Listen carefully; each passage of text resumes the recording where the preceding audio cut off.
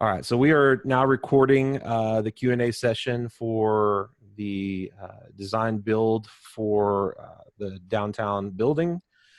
And I wanted to start with one of the specifications that I can give you that was not in the original RFQ because we didn't really necessarily know.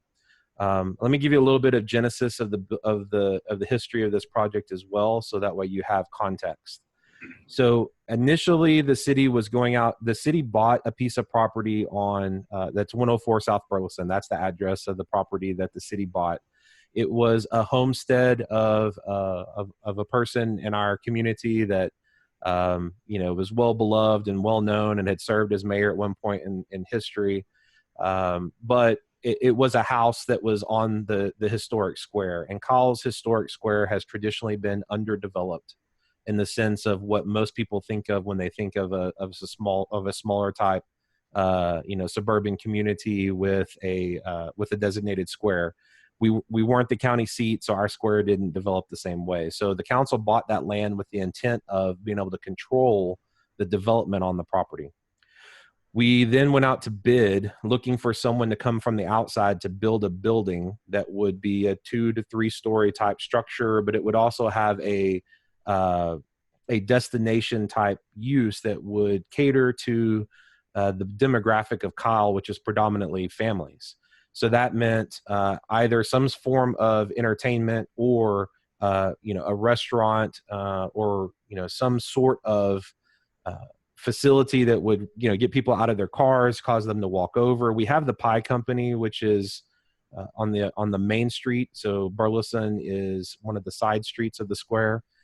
So just having more opportunities for folks to come out. So that went out as an RFQ probably 4 months ago, and we received response from a restaurateur in Austin who was interested in coming down and doing some stuff.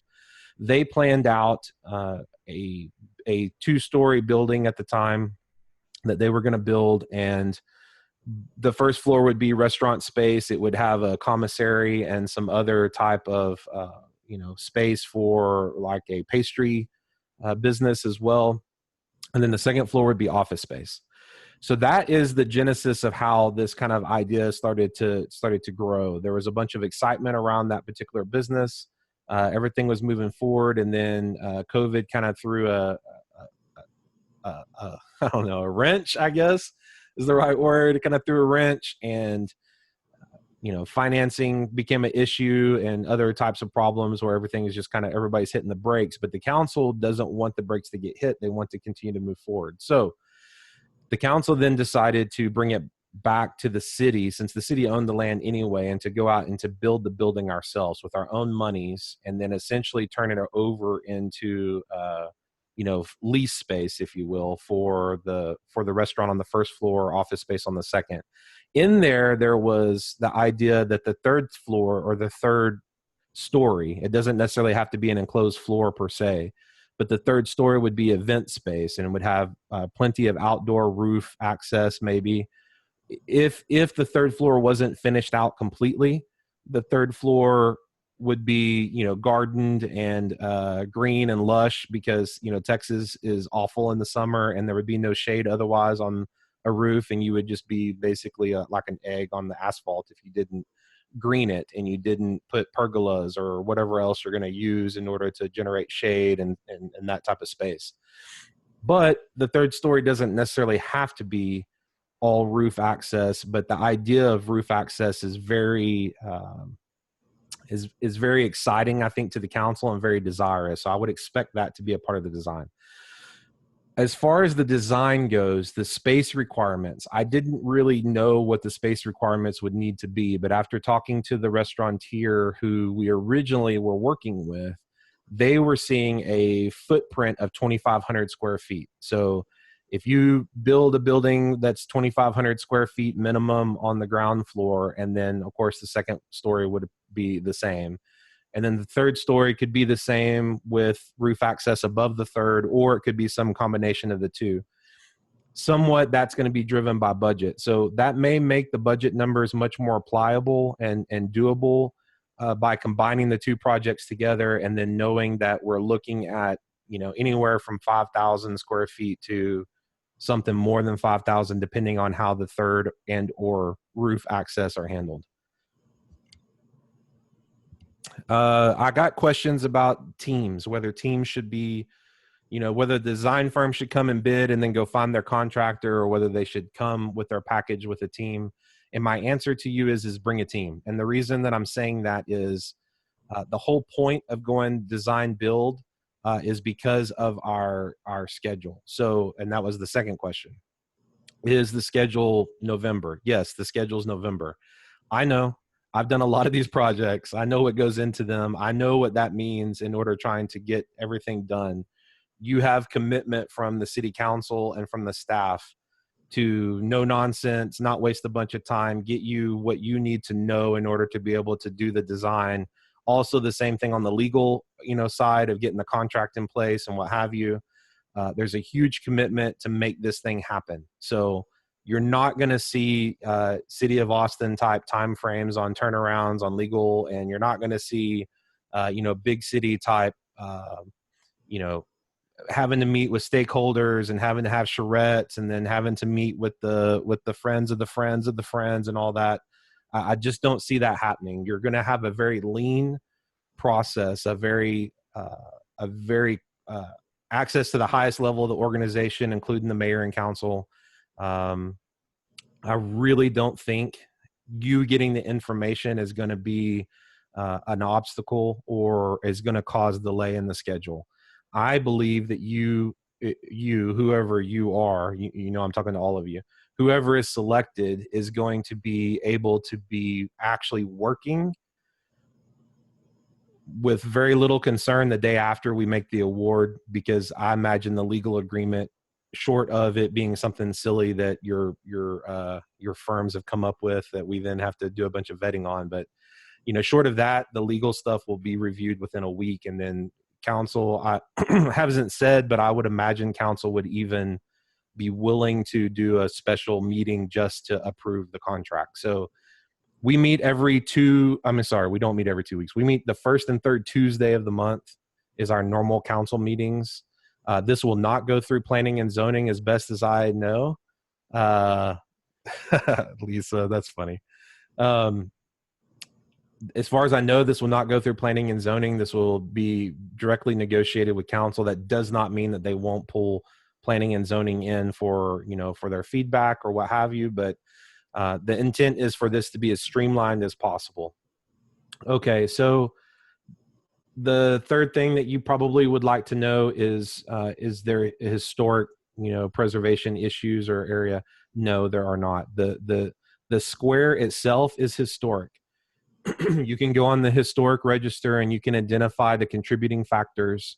But even with the contributing factors, we'd be willing to make arguments to try and help with the design of the square. So I know this isn't specifically about that, so I will talk about that at 11.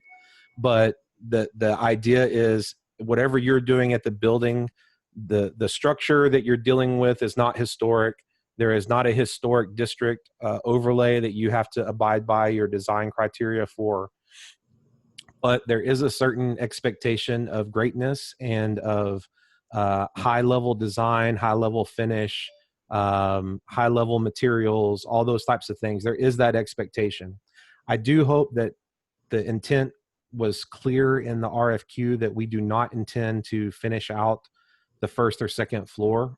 We don't intend to do the finish out for those. We intend to allow that for the tenants to be done. So in that regard, that's a budget savings because we're not doing FF&E. We're not doing, a lot of the other things that you would be doing typically if you were going to be building a restaurant space and then office space. So obviously we need to account for the infrastructure that's necessary. So obviously I would hope that would include, fiber and things that are necessary in today's modern world to get the business done. Good design for AC, HVAC type stuff, and so on and so forth. But beyond that, I don't see us spending the dollar in the budget to pay for the finish outs of those two. Now, the third story arguably does need to be finished out by us with the budget.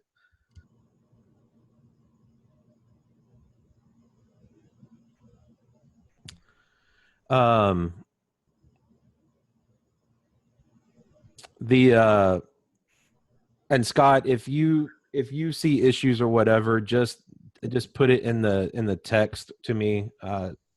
James, are you able to make me co-host of this? Just to Yeah, let I think I can do that. Hold on one second. I can resolve that.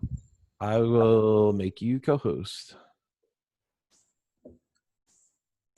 All right, there you are. Your Thank you. co-host. Perfect. Power. See, that's how it goes. All right. So the I kind of lost my track, but the finish out of the third floor needs to be on the city within the budget. Fees is the city going to charge fees for itself? No, we're not going to charge ourselves fees. That doesn't make sense. It doesn't help anybody.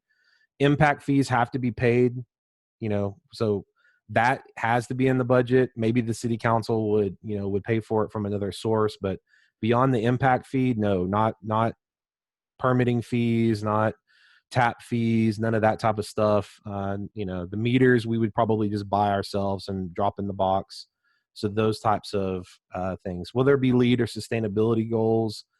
Look, if you can include, we don't want to be LEED certified. That's not the goal, but include concepts of LEED that make sense. You would definitely get preference by using local landscape contractors, buying your materials locally, doing the design of the building to where it's energy efficient, where it uses the best use of ambient sunlight, to where it has shaded windows so it minimizes heat exposure and so on and so forth. I mean, you guys do this for a living. You know what I'm talking about. So include the things that you can include, but we're not going to pay the extra $1 million to get certified LEED. That's just not what we're about with this budget. But that doesn't mean that we're not interested in those concepts that make sense. So, source locally, use local contractors whenever you can, provide for, bicycles and whatever else you think is important, especially in a downtown type square. There should be lots of outdoor type space, and so on and so forth. So covered patios, those types of things. But I don't know necessarily that specifically LEED, but a lot of the other things I listed are, so we can get that. I think that's probably about it for my narrative. I'm willing to kind of go with the will of the group. And I realize that the people that are on the phones can't see the text messages, so they can't see the chat. So let me give the folks on the phone an opportunity to respond or ask questions first.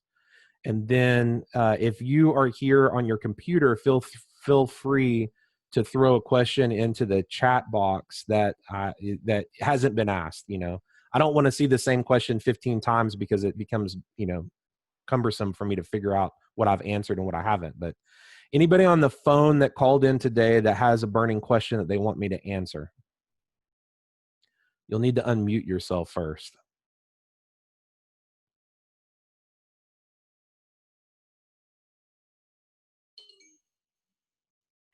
Well, I'm going to take that as a big fat no, but I also see that several people are here by camera that are not connected by their laptop voice. So they might be here with camera, but on their phone for audio. And that's fine too. So if I hear someone unmuting themselves, what do we got? Can you please repeat what you said about combining the projects in the first 5 minutes? Oh, yes. And also you can go back and rewatch the recording. If at any time after this, we'll post it as soon as I can compress it and get it on the website, we'll post it. But the thing I said about combining the projects is that the city council has decided that they want to give preference to a design build team that can deliver both RFQs. And we have done an addendum to both RFQs to include, I want to say it was 10%, but I may not. Yeah, I think it's 10% of the scoring matrix will include points for whether or not you're bidding on both projects or not. So if you can't bid on both, it's not necessarily going to be a nail in the coffin. I get that, but at the same time, if it can be done, then we wanted to encourage it. Are elevators to be included in the shell? If the design requires an elevator, yes. We're not going to have a tenant build that out. My understanding of ADA is that once we reach the third story, an elevator is required. So I would assume that even if that's activated roof space, so my thinking is that there's an elevator either way. I know that we're not planning to build out the second and third floor immediately, but should we include common areas like bathrooms? I think you should in the design, because at the very least, if you don't have the sewer and water connections, stubbed out, then it's going to become real problematic whenever anyone goes to finish out the interior. So it may not be a bad idea to look at it, and then if the budget doesn't allow the finish out for the common area, then we will just stub it out, and that will be put onto the cost of the final tenant. We do have an idea of what the restaurant floor plan, would like to look like, and we will have to go out to bid on the space because it's public dollars. So it could be another restaurant that winds up winning the bid if they respond appropriately. But I think what we will do with permission of the restaurateur is share their kind of layout plan, and then that way the design team can take that into account. But that's not really part of the RFQ process. That would be after the RFQ is awarded and we get into actual design. Is there a desire for a building reception and lobby on the main floor in addition to the restaurant? No, there's not. I mean, you could design it that way because of any number of reasons, but we don't have to have it.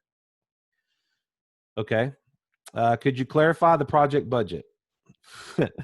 Specifically, is it 1.2 million or was that addressed in the addendum? Okay, so the budget for the building is 1.2 million. The budget for the landscaping is 1.3 million, if memory serves.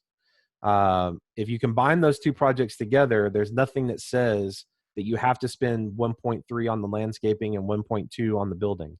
That's why council has decided to give preference to a team that could do both. Because that way, if the building needs to have more of a cut of the budget than what it's currently thought that it would get, it would have the opportunity to shift some of those dollars around. It's not an open checkbook by any means, but the council needs the building to be built in a way that meets their goals and their desires.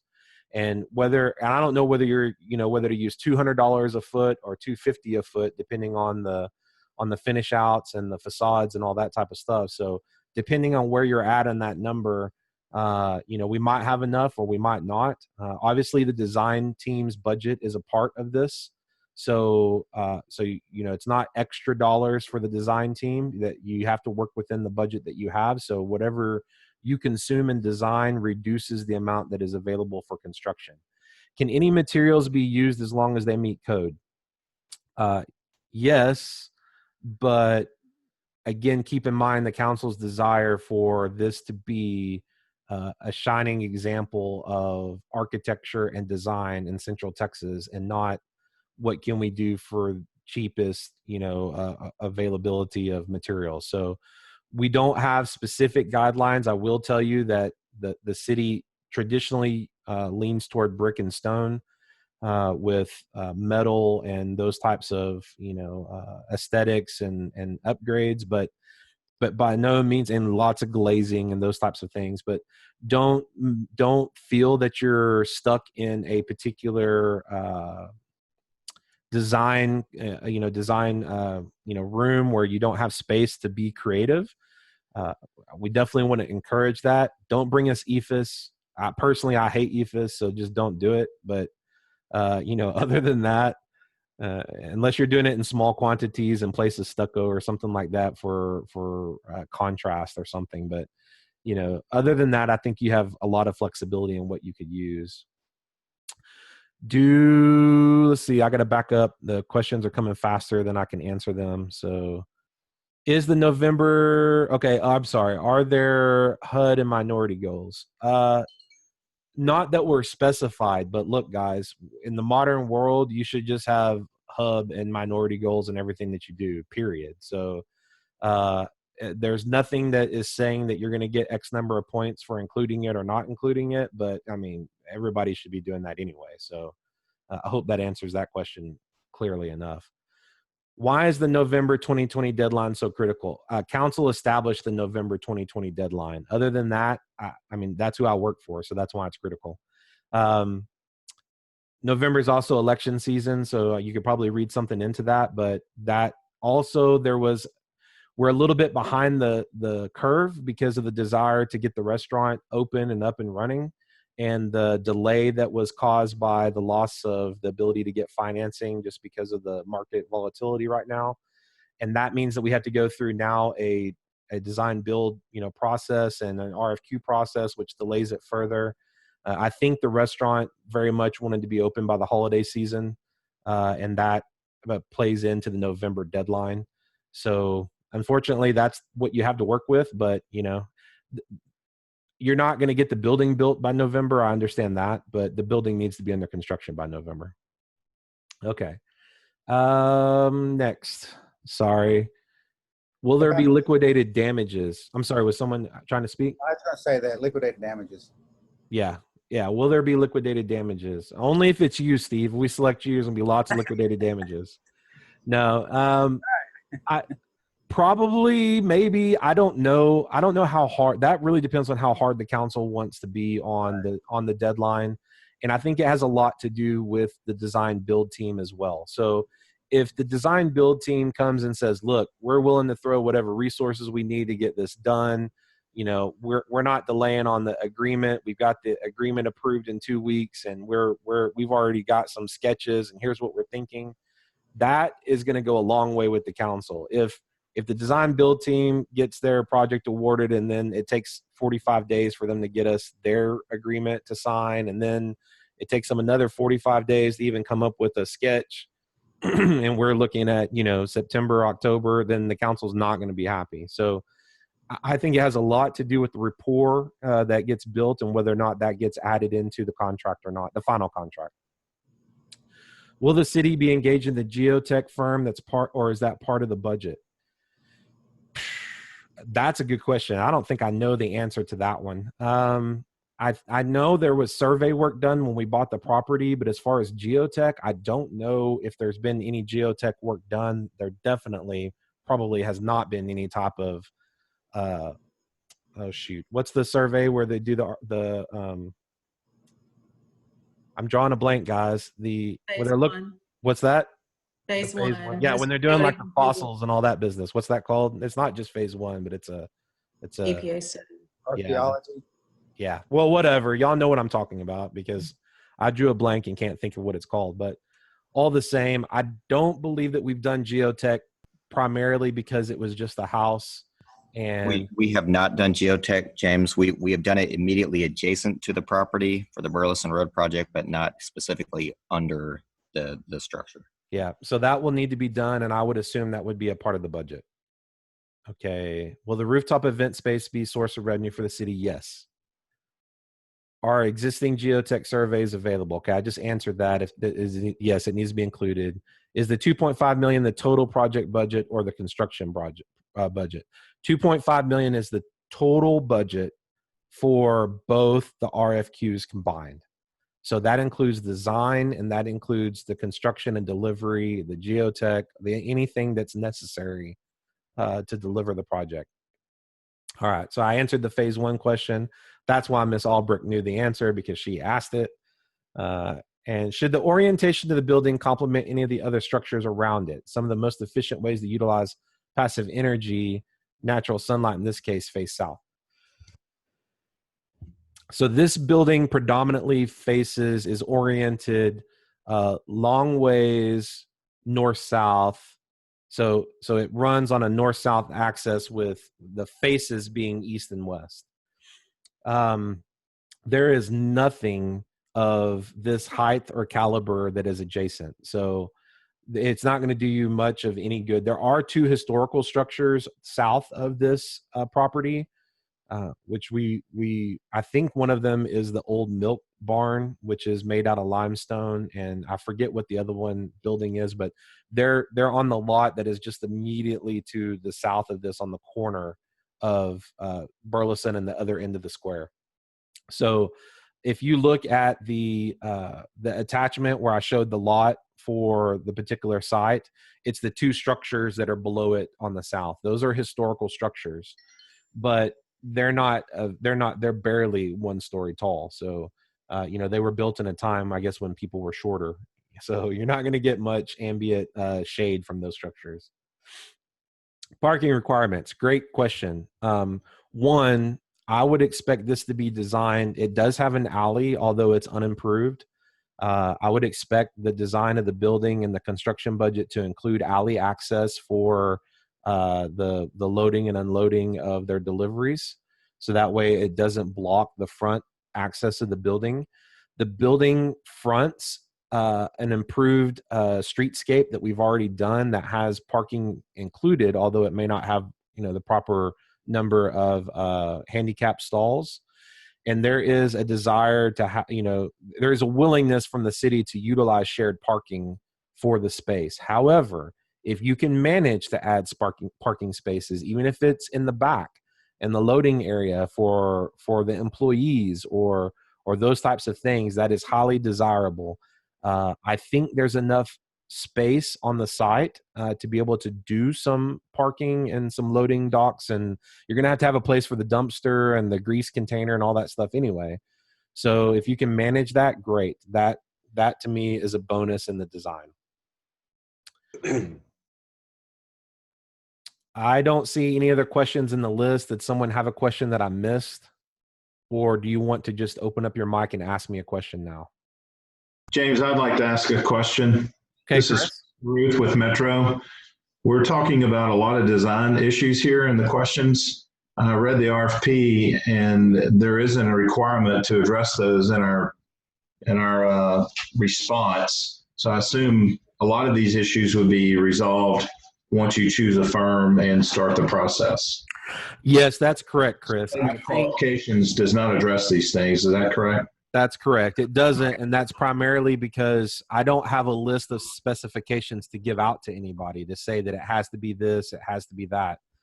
And council wants to give maximum flexibility to a design firm on architecture and aesthetics and public art and all those types of things. So those are not listed in the scoring matrix. However, if you're trying to decide whether or not you're going to bid or not, I don't mind answering the questions so you kind of have an idea of what you're looking at and whether or not it's going to be something you want to chew at or not.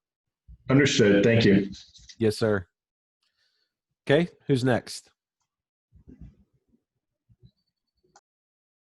I popped it into the chat, but I'll also ask, is the restaurant going to be responsible for the kitchen design or? So Ellen, whenever you say the kitchen design, do you mean like how the kitchen is laid out, or do you mean like where the overhead exhaust fans are going to be and that type? I mean, are you talking more like the technical side or more like how they want their kitchen to flow? Both, I suppose. And I ask, in the interest of would it be advisable to include a kitchen design firm, a commercial kitchen, as far as how it's laid out, but also what particular appliances and whatnot are going to be put in there? No, I don't think that that's necessary. I think the restaurant's got that covered. The restaurateur is kind of a niche restaurant up in Austin, and they have experience with this, and they've actually designed it already.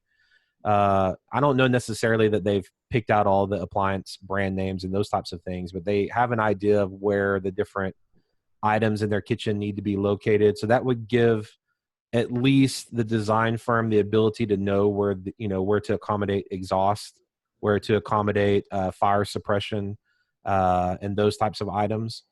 That to me is the extent of what the design firm is going to need to do and what the construction crew is going to need to do within their budget.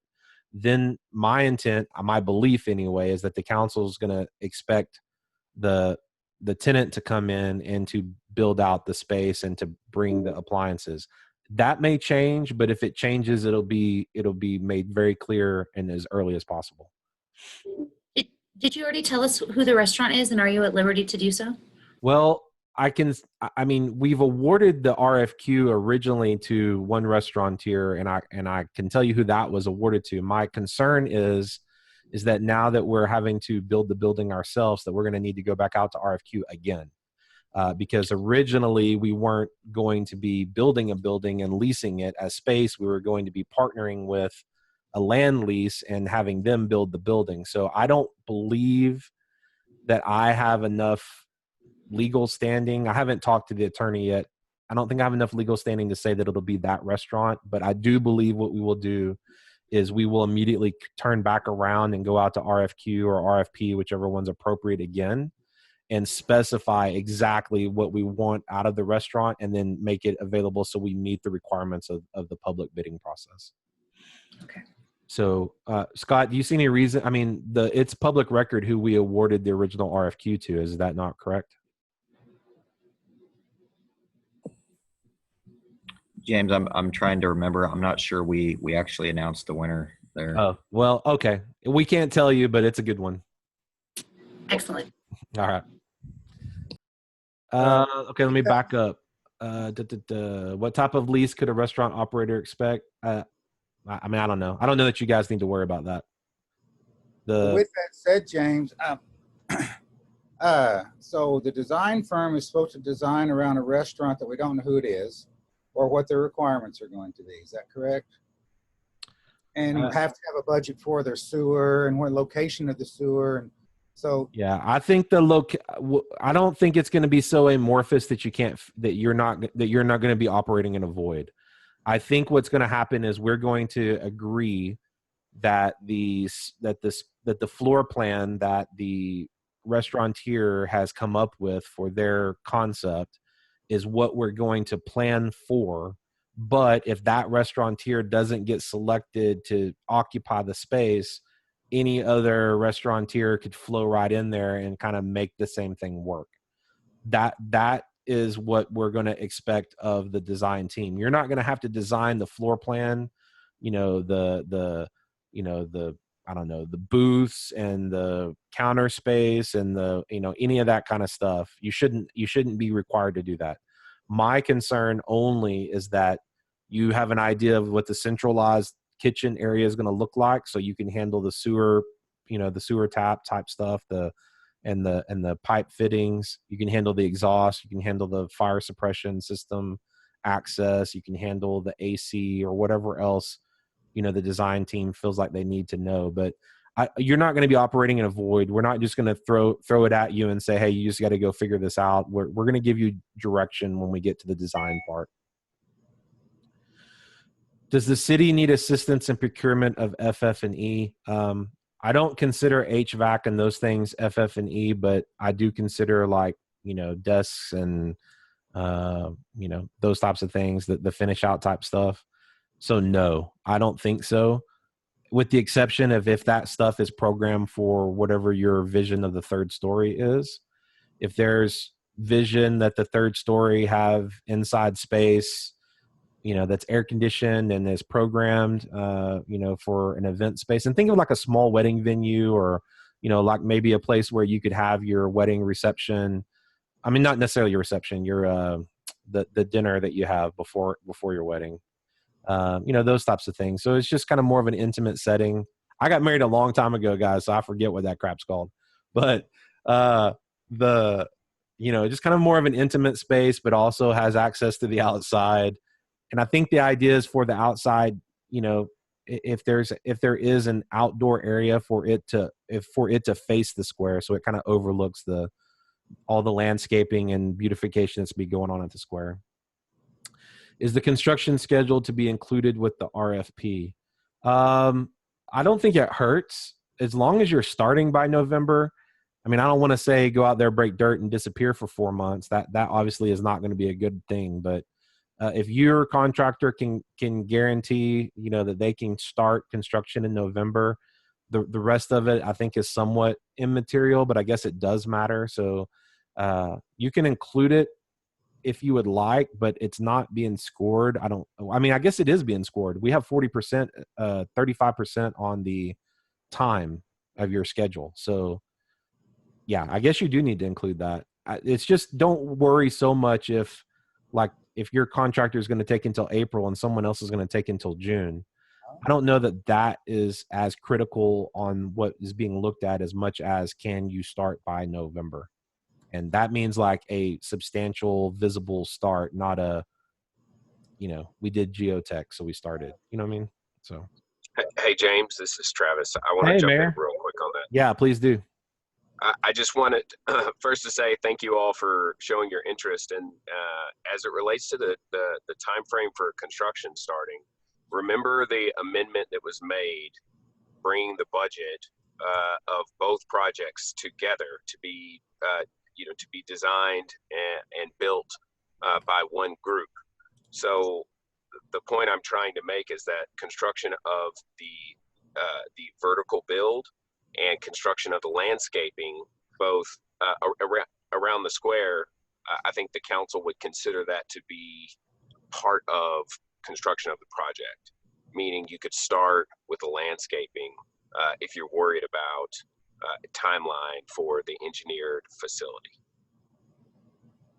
Okay, well, that's good to know, and it's also more encouragement to make to sweeten the pot for the firms to bid for both. Hey, I see Scott Duquette dropped in. What's up, Scott? Long time no see. So it's really good seeing some of you guys I haven't seen in a long time, so that's pretty cool. All right, back to questions. Will the second floor office space be leased or will it be occupied by the city? The intent is to lease that privately or, to a private company. The city is not intending to take any of this space. The intent is to take the revenue that's generated from the leases and to channel it back into an improvement type area around the square. So to continue to leverage the money that the city spends to build the space, to make an incubator type, deal, and then to take the leases from the space that come in to immediately turn right back around and invest in the downtown. That's the vision. And that was Luma's question, right? Yep. Okay. Okay. So next question, if anybody wants to open their mic and ask a question either. Are y'all feeling like you're getting good information? I hope you can do this and I can just see your heads bob. Okay. That's most of you that I can see. Hey, James. Yes. Quick question. I was the one asked about the lease. The reason I was asking is if we chose to try to help find an alternate restaurateur to come in and be a part of the package, they would want to know if the city would be required. Typically, restaurateurs, what they fear is not the length of the lease or anything like that. It has to do with if the city would be wanting to take any portion of their profit or revenue. That's kind of so I think the best answer to that, Michael, is that I don't know that I would put a bunch of effort in doing that for your RFQ. If if the city gets into a point where we need to be looking at other alternatives, when we do the RFQ for the space, that would be the time for any alternative restaurateur to be looking at, bidding or what have you. And I think at that point, the arrangements and what's expected in lease and sharing of profits or any other type of thing like that would be well laid out in whatever proposal we put out. So you feel confident you're going to reissue the RFQ for the restaurateur? I don't feel confident. I just, knowing this business like I know it and doing what I've done, I think we're going to have to do it. But if there's a way that we don't have to do it, then we won't if we don't have to. I think we're going to have to. All right. Thank you. That clarifies that. Sure.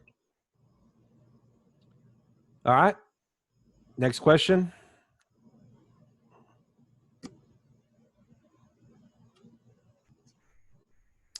Let me see here.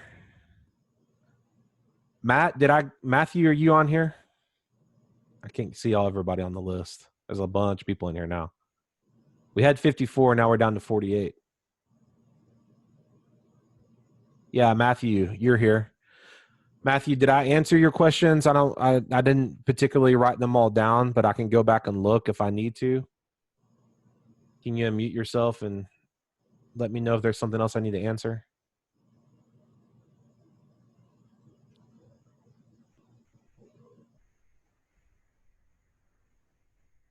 Well, I take by the stunning amount of silence that there's nothing else I need to answer from that. Yeah, there you are. Okay, good.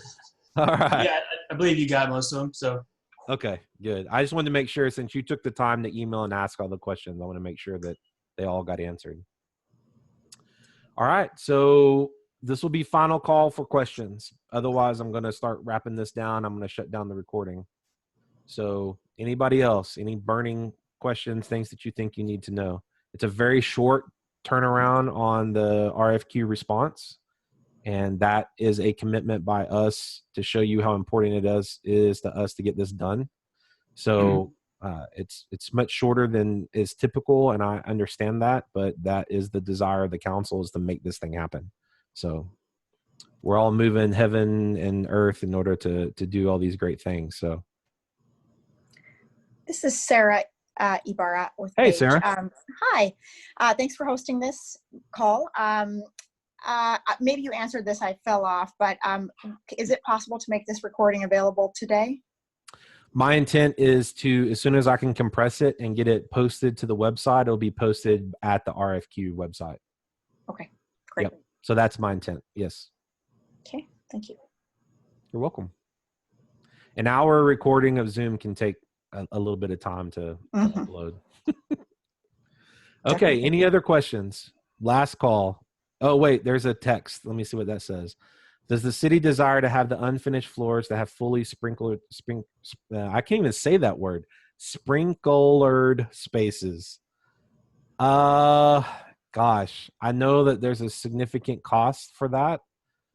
So my answer would be that's something I could see being as an alternate, right? Like you add it in, and if we can afford it in the budget, I think that would be the preference. But I don't know that to be true. I just hate to build buildings that don't have, fire suppression that are multiple stories. It's just just doesn't seem like a good thing to do. But I do understand the implications of the cost of doing that as well. I don't know if the fire code requires it because of the square footage. So I don't have the international codes memorized and interact with them as much as you guys do. Obviously, if it's required and we have to do it. But if it's not required and it's an option, then I think there should be some optional things that could be alt bids or alt, whatever you want to look at calling them. But that's a good question. Thank you for asking that. All right. Any more questions? I'll give a second more to the chat, or anybody want to unmute their mic and ask. All right. How many of you plan to stay around for the 11 o'clock and hear the same thing? No? Oh, man. I was so enjoying seeing all the smiling faces on my Zoom, All right. Well, you get the gist of what the 11 o'clock is going to be. Anybody that comes to that wasn't here is going to hear about the addendums and the importance of merging them together. Maybe there would be a way also for, for the folks who are interested in the landscape side only to partner up. So I don't know about that or how y'all do things behind the scenes. So if you're interested in looking for a landscaper or a landscape design team, and you might want to pop over to the 11 o'clock and see who attends. So maybe you could reach out and partner to put together a proposal. I mean, I'm just saying, it's kind of like a free way of seeing who's interested. Since I can't necessarily publish it, or you could always watch the video afterhand and get, figure out who's there for that. All right, let's see. Let me look down the list. I have heard from Ellen. I didn't hear anything from Jaime, but I'm guessing Jaime, how do you get that cool camera like circle thing on yours? That's kind of cool. I want that. Well, it's high design. Is it designed around the lens itself? I guess, I don't know. Oh, okay. I bet you it is. It's got to be, because I haven't seen a filter that looks like that. Sarah, I've heard from most of you folks. Jen, did you have any questions? Did you have anything? My questions were with Matt's, so you got us. Thank you. Okay, good. Jeffrey Richard, anything? You can shake it. Here you go. No, sir, I'm good. Okay. Thank you. Juan and Luma asked the question, so Juan's good. Marmon Mock folks, y'all good? Conference room people, poor gals. Look at all of us in our comfy spaces, and they're in their conference room.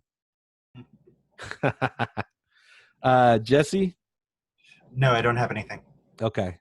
I'm not going to call all your names. I'm just kind of looking at the people who've had their cameras on that I've been watching. Let me look at my second screen. Okay. I'm guessing that's it. But thank you all for taking the time to be here. I hope you found this helpful. And if you have additional questions or things that you thought of, you can always email me. I really want to try and keep them very high level. That way I don't have to post them for everybody, because that's just a pain for me to have to do. But if you have like a quick question or something like that that can easily be answered, I'm happy to do it. So thank you all. Thanks for being here. Thanks, Pape Dodson, and all the others that we recognize. So we appreciate all you guys. Y'all have a good rest of your weekend here. Thank you, James. All right. Bye-bye. Thank you.